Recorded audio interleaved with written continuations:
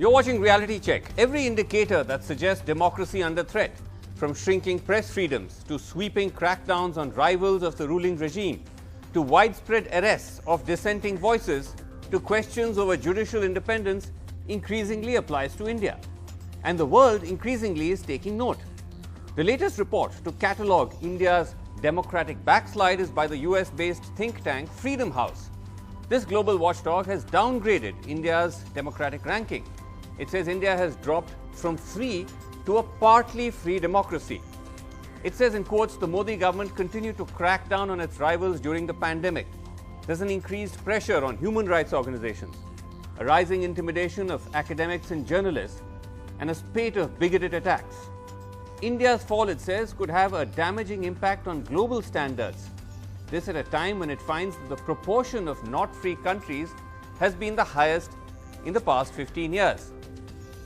The Freedom House described itself as a non-profit organization, a watchdog, and it says that it has been ranking countries on the basis of their democratic parameters since 1973. Now, every such report or analysis inevitably sparks a debate on the E word. Is India heading into another emergency type situation?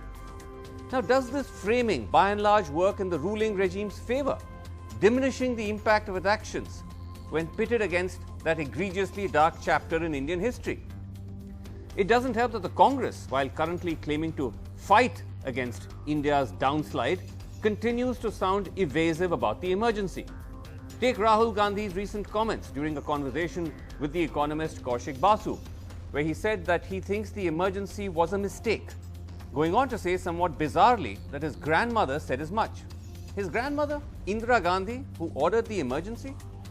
Is it time to reset the conversation on the current erosion of India's downward slide? All right. Joining me tonight on the debate, we have with us Ashutosh Varshney, Professor of Political Science, Director, Center for Contemporary South Asia, Brown University; Supriya Srinath, National Spokesperson, the Congress; PKD Nambiar, Political Analyst, supports the BJP, is with us. We'll also be expanding it to wider voices in just a second. But let me just start with you, Ashutosh Varshney, because we were having this conversation not long ago where you would signal the fact that this Freedom House report was to come. There was the likelihood that it would do precisely what it's done, which is to further downgrade India's democratic rankings. How significant is this? How seriously are we to take such reports by these global watchdogs? Very seriously, I think. The reports by Freedom House and WeDem Institute in Sweden, that should be coming up in about a month or two, are very widely read. Freedom House is at the intersection of policy and activism, and WeDem Institute is purely academic. A lot of funding for Freedom House comes from bipartisan sources in Washington, both Republican and Democratic. Right. And so it is very widely read. It does its work very thoroughly, and especially in the last 20 years, its ratings have been taken very seriously in circles that worry about democracy in the world. Right. Now, please note that one drop alone, India's drop alone from free to partly free, means that instead of 43% of the world. Yes. Is something you're saying from free to partly free. We'll just come back to you in a second while we just fix that. But sorry, yes, I think you're back with us, Ashutosh Varshney. Complete the point, and so then I can move on. Yes. I said the India's drop alone. Yes. Is my voice not clear? No, it's clear. Go ahead. It's clear. We just lost you for a second. Go on. India's drop alone reduces the proportion of the world that is free from 43% to 23% roughly, because India is 20% of the world. Every fifth person in the world is an Indian. Yes. So this drop, therefore, has been watched very carefully and is going to be commented upon extensively because it's a very, very big drop, Okay. internationally speaking. Okay. All right. It's a big drop internationally speaking. But PKD Nambiar, how would you respond to this? As I said, this is not the first time that a global watchdog has chronicled India's democratic downslide. And the parameters that it cites, PKD Nambiar, whether it's to do with a crackdown on dissenting voices, whether it's to do with a crackdown on political rivals, whether it's to do with a crackdown on the press, these are all fairly self-evident, right, to anybody who lives in this country.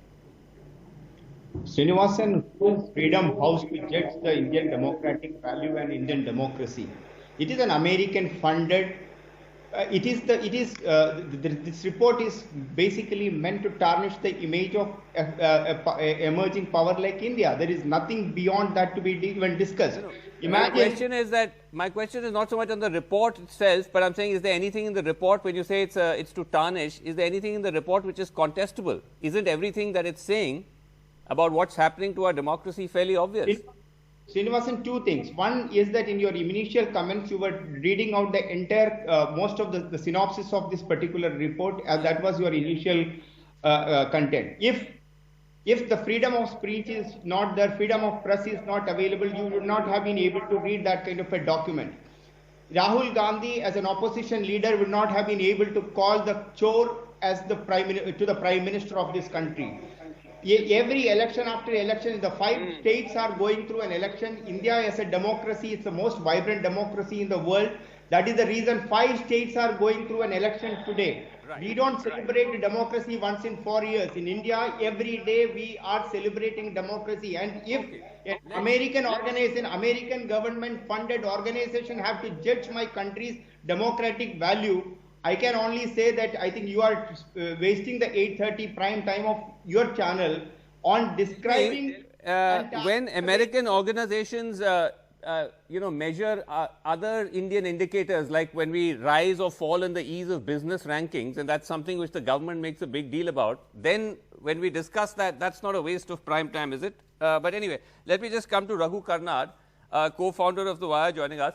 Raghu, this is something we run into every time we get into this conversation about our democratic decline. We run into this E-word debate about the emergency, and then it becomes, oh, well, it's not as bad as the emergency. Is it time to move beyond that and find a different conversation that captures the current crisis that we're in? Srinivas, I think that there's actually a great deal to learn, especially for people of my generation and younger, people who weren't alive during the emergency, didn't experience it. There's a great deal to learn about that period and what was happening beyond the sort of two-dimensional picture and the judgment we've received, that the emergency was bad. Of course, the emergency was bad, but it was provoked by certain things. And what happened during the emergency has many really deep running parallels to what's happening right now. And one of the most obvious ones that's relevant at the moment is that the government was paranoid about foreign interference. They were paranoid about a foreign hand interfering with Indian affairs, and this was a major theme in Indira Gandhi's government during the emergency. And also, it was during the emergency that the language of anti-nationals and anti-India was pioneered for anyone who was a human rights defender or who was just critical of the Indira government. So the fact that we can see this language of anti-nationals and declaring everyone anti-India for the mildest of dissent tells us something about what we are going through right now, whether or not it's been constitutionally declared as an emergency. It's not freedom of speech and all of these political categories. They're not 0 and 1. You don't go from freedom of speech to zero freedom of speech, which is what Mr. Nambiar seems to be saying. In fact, what the Freedom House report says is that India has gone from free to partly free, and that's very interesting. It tells you that we're dealing with a kind of infrastructure that can be eroded. Obviously there is still a great deal. There is a degree of freedom of speech, but now it's hedged in by fear, by intimidation, by bullying. and that's very plain to see. And Right. in fact, just today, I'll just make this last point. Just today, Caravan made an a massive discovery, a massive scoop I that please it's just come been in? published Yes. about how the IT rules we've just seen declared seem to have their root actually in a governmental consultation from mid last year, which was aimed at Right. so quote unquote neutralizing Yes. independent. Yeah. So, no, fair enough. Supriya Srinath, yes, of course, I'm coming to you. But the question, Supriya Srinath, is when we talk about this, as I mentioned at the outset, we run into this problem, especially when the Congress talks about it, because of this emergency overhang. And I must say, Rahul Gandhi's comments didn't quite help. What did he mean when he said that it was a mistake and my grandmother thought so as well? She's the one who ordered it. But that's precisely what he meant. I don't think there are any two interpretations about it. He admitted that it was a mistake. He admitted it was a dark blot on our democratic procedures and processes and history. And he said my grandmother admitted it, which is why she ordered elections soon after. She realized India is a democratic country. You cannot have emergency. But having said that, in 2021, will we keep going back to 1975? Will two wrongs make a right? If we did something wrong, are we going to repeat the same mistake in 2021? And just to expound upon the point that Raghu Karnad was making here, Yes. I'm sorry to say here, I mean, at a time when the world and India was fighting against Corona, the Indian government seemed to have been associated itself in a group of ministers that were looking to formulate a report how to control media. Right. I mean, things like, give the media a little bit extra in a calibrated way. Smriti Irani saying, I'm going to, the electronic media monitoring agency of INB is going to watch 50 negative influencers. Yes. People color coding journalists. I mean, is this free independent India that we are talking about? Right. People saying Pokhran-like effect. People talking about how, Google promotes these platforms and so they should be recognized. My problem with this report really is that it looks like laws in this country are being made Yes. on the basis of what a bunch of people in a room are discussing. Okay. Should Parliament be making laws or should these laws be made to curb freedom of speech and expression? And Right. OTT and digital platforms is just the way to do it. Yes. And I'm coming to, I know everyone wants to jump in. Just give me a second because I spoke earlier to another prominent voice, Justice Madan Lokur, formerly of the Supreme Court. And let's just play that. I began by asking him what he made of this report and did its findings concern him? Yes, I think we should be concerned about it for two reasons. One is that, it gives a wrong impression about India, or not, a wrong impression in that sense, but an impression about India that democracy is not working over here, right? So I think we have to get rid of that perception, and that can only be done by, improving the parameters for democracy. And the second reason is that, we have to think about, about our democracy. How are we progressing? What are we doing? Are we stifling it in any manner? Right. That's the question I wanted to ask you, because we always come back to this emergency comparison. And as someone who's been in the judiciary, judicial independence, an important benchmark of democracy, how would you compare what is happening now with that comparison that inevitably crops up about the judiciary being compromised or complicit during the emergency? Yeah, you see, it's a problem. Now recently there was a comparison, not really a comparison, but a statement about what happened in the emergency and what is happening today, right?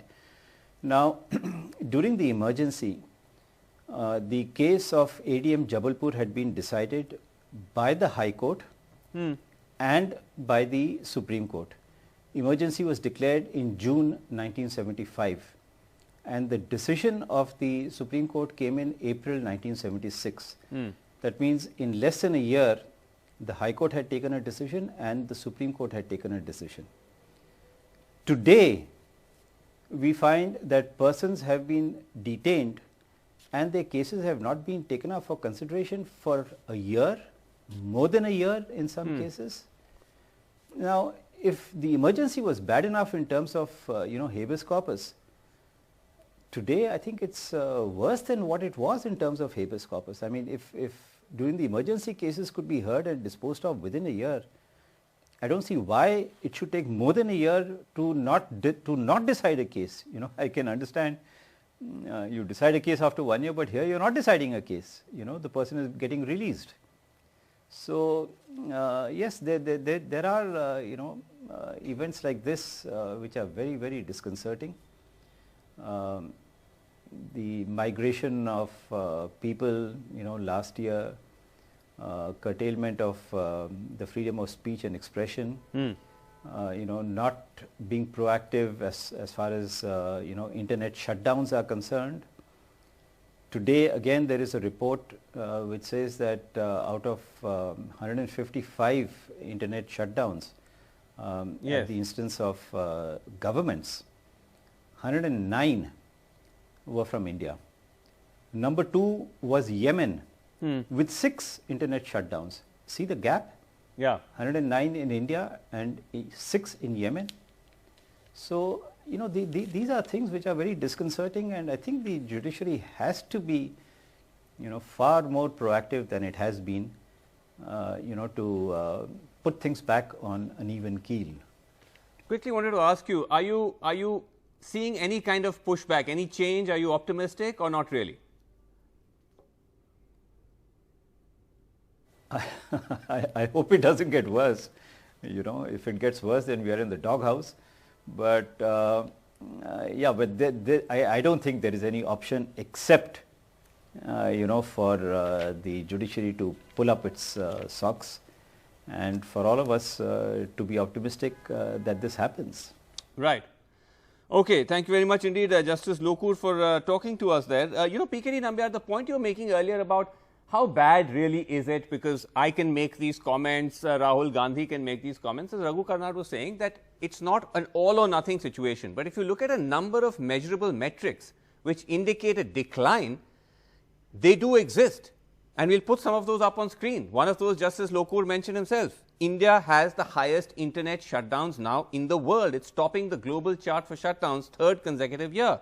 We're just above, significantly in fact, above Yemen, Ethiopia and Jordan. That's just one instance. Look at the number of opposition leaders who've been either arrested or have been booked for charges under this government's watch. We'll put that up on the screen for you as well. It's a huge list. It's virtually actually every single opposition or non-BJP party leader in this country who faces some charge or the other, right? And that's not all. It's also the government's critics and dissenters from within civil society, whether it's those who've been jailed in the Bhima Koregaon case, or those activists who were jailed because they were allegedly involved in the Delhi riots, whether it's to do with those arrested for the farm bill protests, the so-called Greta Thunberg toolkit case, including people like Indira Grover, Anand Jaising, Amnesty International. The list is endless, coming all the way down to Taapsee Pannu and Anurag Kashyap, who I think have been questioned now for almost 48 hours, and we know what their views are. There's also the question of judicial independence. Scholars like Gautam Bhatia have tracked what they call the rise of the executive court, where court orders are inordinately aligned in favor of the government again and again and again, whether it's Rafale, whether it's electoral bonds, whether it's Ayodhya, and so on and so forth. We are sliding in the press freedom index. All these are measurable facts, Mr. Nambiar. Does it not worry you? It is on the contrary. Take it in another way. If at all, since, as I said, I don't buy this particular report at all. This is purely a strategy by the global power, like American government. I'm not talking about the report at all now. I'm citing instance after instance, which has got nothing to do with the report. Srinivasan, I'm just coming to the topic. And since you are showing that picture of various leaders, political leaders and celebrities picture, it has become much more clear for me. Imagine that those pictures of the people, they were all, most of those people were on booked for the corruption charges, especially the people from the Congress leaders of a Kamal Nath or a Huda or all those kind of a people. Were they being booked because of any other reason? Some of the people who you are saying, for an example, an Anurag Kashyap or a Taapsee Pannu, if there is an income tax raid is happening, don't this income tax raid never used to happen in this country? Mr. Nambiar, are people ever booked not for any reason? During the emergency also, weren't the leaders of the party you support arrested for no reason. They again were arrested for reasons, right? The There is- point there is, is a- were Can those I please reasons come in? legitimate or not? Today That's the there is point. all the people whom Is you this are mentioning. vendetta? Is this justice? That's the Srini- question. Srinivasan, you have to give me a minute. I'm saying all the pictures you are showing on the screen do have a proper reason for these cases, or if at all, if they are framed on it. And secondly, we have, I believe, I strongly Only believe, opposition leaders are corrupt in this country. Not a Can I single please come in? person from the ruling regime is guilty of any malfeasance. And anybody who joins the ruling regime from an opposition party immediately finds the cases are So I removed. tell you now- Anyway, coming back to Raghu Karnad. No, no, Just note that the Supreme I Court please come in? ruled on Can I Farooq please come Abdullah, the in? charges against Farooq Abdullah today. You are or not maybe it was letting me yesterday. complete even one sentence, and you are talking And, about the um, freedom of speech and press. jumped to that No, no, you're case. completing So your sentences, but I have to move on. This is really not right. You No, no. haven't even allowed me to complete one statement, and you are saying talking about the freedom of speech.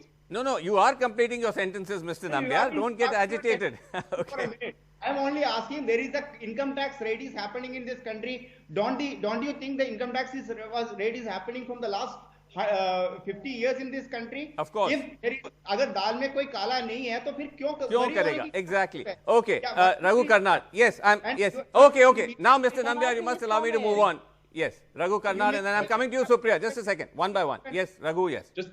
Just a quick point to follow up on what Mr. Nambiar is saying. The Supreme Court just ruled on the case, on the charges against Farooq Abdullah today, and they junked that case. And in fact, if you just look back on recent weeks, we've seen the court come around to junking case after case after case, which Mr. Nambiar might say is actually based on merits and has to be investigated and so on. But in reality, I think that Justice Lokur's point about habeas corpus disappearing or growing very weak is an amazingly pertinent point. And recently, I was just thinking about the case of Dr. Kafil Khan.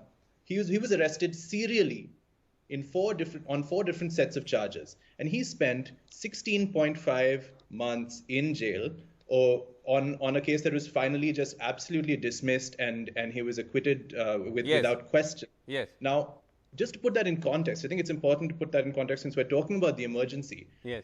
Most opposition leaders during the emergency spent much less than 16.5 months Yes. in prison. And Mr. Arun Jaitley, who made a kind of legend out of the time he Yes. spent in jail, spent a total of 19 months. Right. So that should shine some light on what people On like what is Kafil going on. Khan, Okay. who has an equal right to liberty. Right. is Supriya, experiencing yes. right now. Okay, Supriya. Yes, coming to you, Ashu. Just a second. Supriya, yes.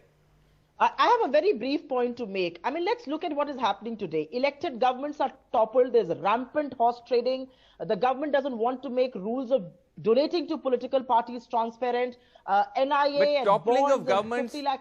isn't that again? Let me just finish. Yes. All of that against India's farmers. Students protest, NIA against them. A dissenter protest, sedition charges against them. Sedition charges in this country are being leveled against people Right. as if it was for petty crime. I mean, at some stage, we have to realize that all those who joined the BJP, Yeah. all the cases suddenly disappear. And there's a long list of people. Right. Yadurappa, Reddy brothers, Hemant Biswa Sarma, Mukul Roy, Right. Shivraj Singh Chauhan, Piyush Goyal. Okay. You can just go on and on and on. वो गंगा तो नहीं नहा लेते हैं ना? Right. वो cases तो उनके Ashutosh खिलाफ भी Varshney. रहेंगे ना? Okay, Ashutosh Varshney, last word. We're very short on time. Yes. The comparison between the emergency and what's happening now can be also handled through democratic theory. That's what I do as an academic. There are two aspects here. One is the what is called the political dimension of democracy. The other is civil liberties, right? And India's decline on civil liberties over the last 4 or 5 years has been quite pronounced. And so that is freedom of the press, freedom Yeah. of speech, freedom of assembly, freedom of religious practice. Yeah. That decline is very, very serious. Elections, Mr. Nambiar is right. Elections have continued to be fought, and during the emergency, even elections were suspended. So he's right about that. If this government arrests politicians in as big a way as it did during the emergency, Yes. where more than 100,000 politicians and civil society activists were put in jail, Yes. In other words, what happened in Kashmir, if that is repeated on a national scale, we are indeed clearly headed towards an emergency. Okay. That is the difference left. That is the big difference All left. right. Okay. Well, we'll have to leave it there. Mr. Nambiar and everyone, we'll come back to all of you because this is not a story that is going away soon. Thank you all so much for joining us on the show and for watching. We'll have to leave it there. Good night.